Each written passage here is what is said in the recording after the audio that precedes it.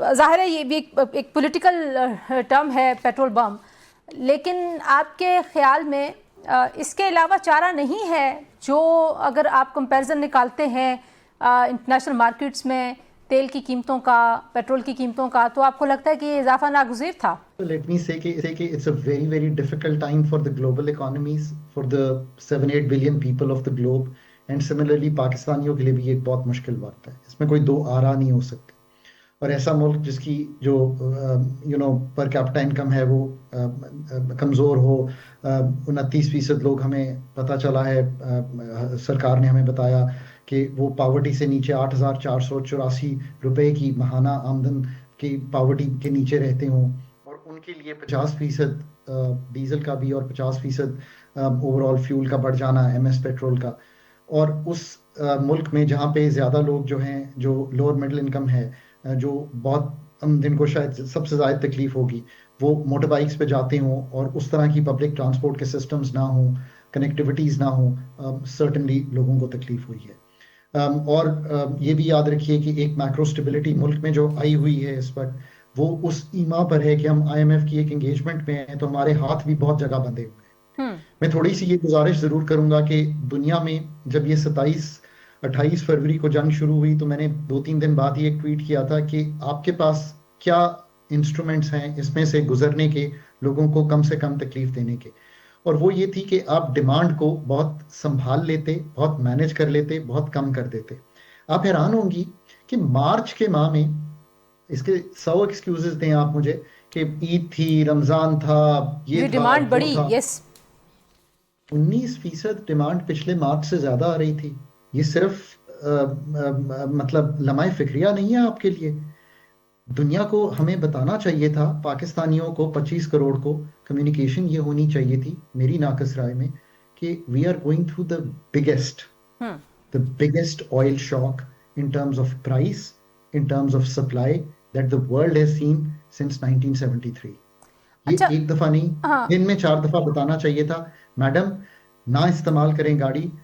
और फौरी तौर पे डिमांड कर्बिंग मेजर्स वो हमने 27 दिन बाद जाकर लिए। जी, देखिए ना, जब जब बेड़ा ये गर्क है। बेड़ा गर्क हो गया था, और उसमें भी पहले एक इजाफा किया था, पिछले प्रोग्राम में भी आपसे बात हुई थी, इजाफा करने के बाद फिर आपने एक प्लान दिया कि उसमें किफायत शारी करेंगे। और अभी भी अगर आप मार्केट्स में देखें, इफ़ यू गो आउट, और आपको कोई ऐसी कोई अर्जेंसी की सूरत हाल नज़र नहीं आती, कोई ऐसी सेंसिटाइज्ड होता ना एक मूवमेंट, वो नहीं है। लेकिन जो इसमें सब्सिडी ना दे सकने का, आपने कहा हाथ बंधे हुए हैं, वो एलिमेंट है, वो कितना क्रूशल है और वो कितना ब्रूटल है बिकॉज ऑफ आईएमएफ? देखिए, एक तो ये है कि हम जब इस वॉर में गए तो हमारे पास स्ट्रेटेजिक रिजर्व्स नहीं थे। 24 दिन के रिजर्व्स थे, जो 28 दिन के रिजर्व्स थे जो सिस्टम में तेल था। 254 दिन के रिजर्व्स थे जापान के पास। ये हैं बफर्स। ये बफर्स एनर्जी के हमारे पास एक्सेस नहीं करते थे। हमारा 16 अरब डॉलर का जखायर थे, फॉरेक्स रिजर्व्स के भी, ये भी ऑन द लोअर साइड थे। मतलब इन्फ्लेशन कुछ संभल गई थी।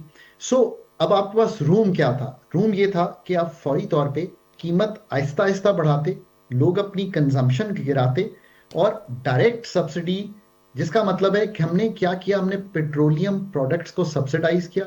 मैडम, आप तो अमीर हैं, बहुत बड़ी एंकर हैं पाकिस्तान की, आप नई होंडा सिविक में आती हैं, आपको भी पेट्रोल पे subsidy the.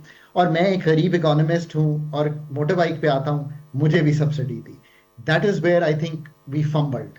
We should have not given a blanket subsidy, बल्कि आपकी सब्सिडी काट के आपको पूरा चार्ज आहिस्ता आहिस्ता करते, कुछ पीडीएल में कमी करते जाते, और जो 127 अरब खर्च किया था उसकी बजाय 60 अरब खर्च करते, पर मेरे पे खर्च करते, सर, ये जो ट्रैक्टर वाले ब्लैंकेट पे खर्च एग्जाम्शन करते। और ब्लैंकेट सब्सिडी, ये पाकिस्तान के सिस्टम की बीमारी है, क्योंकि उसमें अपनों का बहुत फायदा होता है, तो वो हमेशा, आपको पता है कि वो इसी कंबल के नीचे से आपको दबा देते हैं।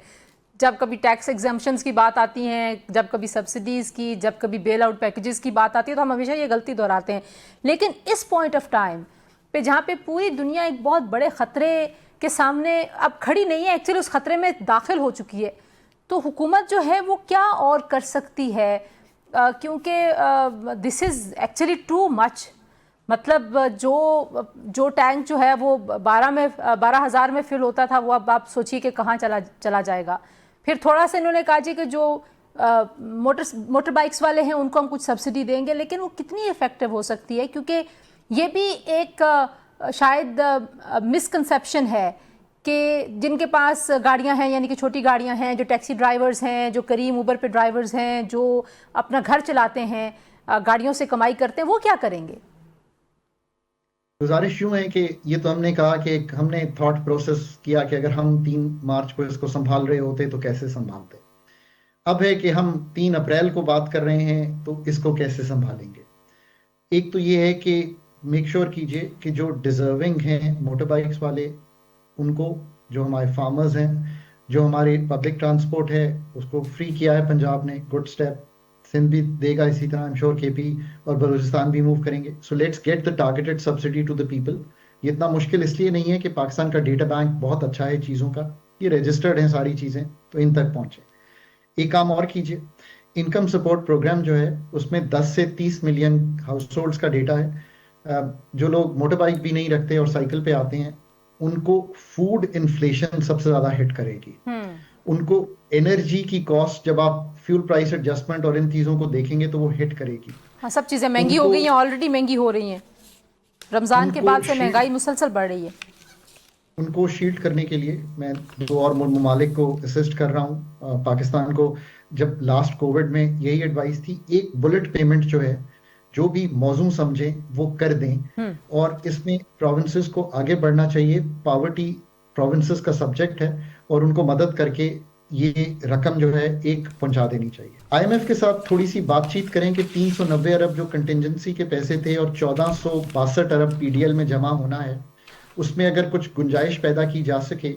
और आईएमएफ के साथ बातचीत इस तरह कीजिएगा कि वॉर के दूरस 6 से 8 माह 10 माह के इम्पैक्ट है पाकिस्तान की इकोनॉमी पे, इसको थोड़े से प्रोफेशनल इकोनॉमिस्ट को बुला के मॉडल करवा लेंगे, मुश्किल नहीं है, मैं निकाल दूंगा आपको किसी भी वक्त क्या इम्पैक्ट है। उसको देखते हुए थोड़ी सी जो टैक्सेशन की कलेक्शन है, नॉन टैक्स रेवेन्यू की, उसको एडजस्ट करा लीजिए और ये वक्त जो है गुजार लीजिए सो पीडीएल में करके, सो दैट ये इसके बाद ना कुछ करना पड़े। Let's hope so.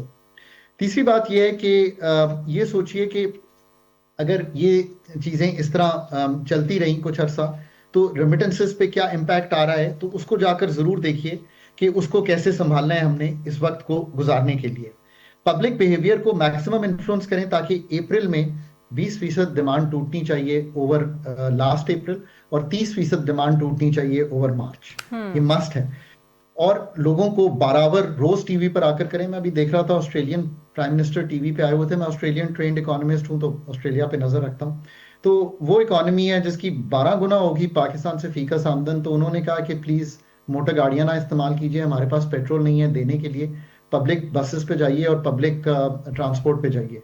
सो हमारे जैसे मुल्क में तो लोगों को बराबर कराना बहुत जरूरी है। पब्लिक बिहेवियर को चेंज करना। बाबर तो हम करा देंगे, लेकिन इशू ये है कि शहरों में, कुछ शहरों में तो शायद थोड़ी बहुत पब्लिक ट्रांसपोर्ट की अवेलेबिलिटी है। ज़ाहिर है ऑस्ट्रेलिया के साथ हम उस तरह से कंपैरिजन या बरतानिया के साथ नहीं कर सकते, क्योंकि वहाँ पे तो पब्लिक ट्रांसपोर्ट का एक बड़ा ही पुराना और बड़ा ही एफिशिएंट सिस्टम है, हमारे पास है नहीं। तो जाहिर है फिर जब ऐसे क्राइसिस आते हैं तो फिर आपको नजर आता है कि आप कहाँ कहाँ एक फेलियर्स की लिस्ट लेके बैठे हैं। तो अब आखिर में हम ये जो आप मुझे बड़ा अच्छा चैलेंज कर रही हैं कि यार फिर स्ट्रक्चरल फेलियर्स इतने हैं, या आप जो चीजें शॉर्ट रन में कह रहे हैं ये कैसे होंगी। तो अगर ये जहाँ पे नई निज़ाम है तो उसमें वर्क फ्रॉम होम, रिड्यूस्ड जिसे कहते हैं यूज ऑफ मोटर बाइक के, एक मोटर बाइक पे साथ वाले भी का बच्चा जाए। स्कूल अगर आप नहीं बंद करना चाहते, मैं नहीं बंद करना चाहता, तो मुझे क्या करना चाहिए? अगर कमर्शियल एरियाज बंद कर देना मैडम इस वक्त, और मैन्युफैक्चरिंग की जो लीडरशिप है, मुझे ये बताइए कि ये सारा जो आप और मैं डिस्कशन करते हैं ये हम पब्लिक सेक्टर की करते हैं। आपने किसी कॉर्पोरेट लीडर को देखा है, या आपने चेंबर्स को देखा है, या आपने OICCI या जो भी लीडरशिप, PBC, जितनी भी लीडरशिप है, माशाल्लाह बड़े स्मार्ट लोग हैं, वो आकर ये तो बताएं कि वो कॉर्पोरेट सेक्टर में बचत क्या कर रहे हैं। सही, ताकि ये जो नेशनल क्राइसिस है उसमें वो भी अपना रोल प्ले करें।